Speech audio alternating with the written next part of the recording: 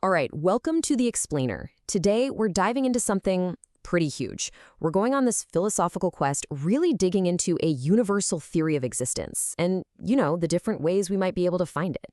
So let's just start with a really big question, a huge idea. What if? What if the whole point of life is just to understand? Not to get somewhere, but just to be on this continuous journey of learning about existence itself. Okay, so let's dive into that.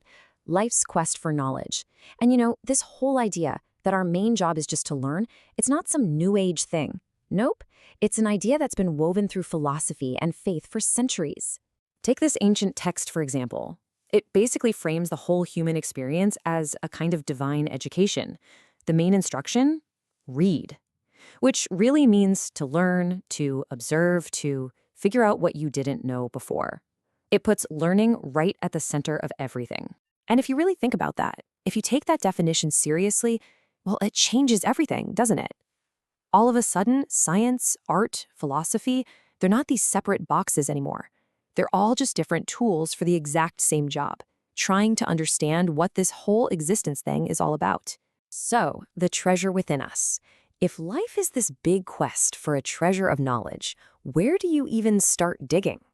Well, the source material gives us a really fascinating and honestly a pretty unexpected answer. Most of the time we're looking out there, right? To the stars, to the cosmos, for the big answers.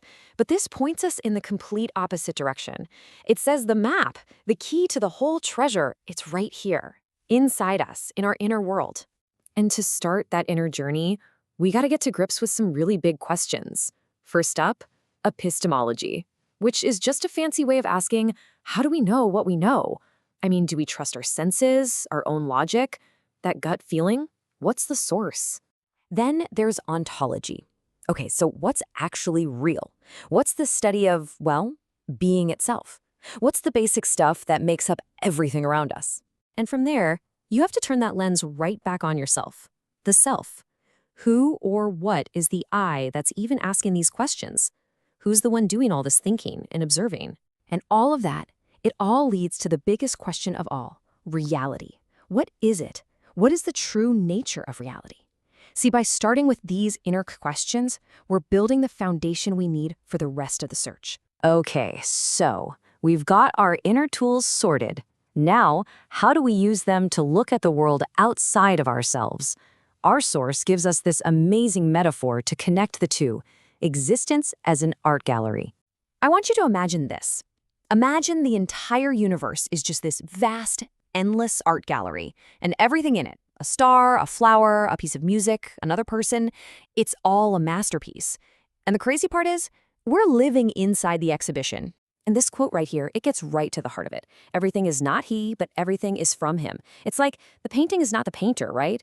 The universe we see points to a creator, to a source. But that source is so much bigger than just the things it's created. So what that means is that every single complex, beautiful, amazing thing we see, it's a sign, it's a clue.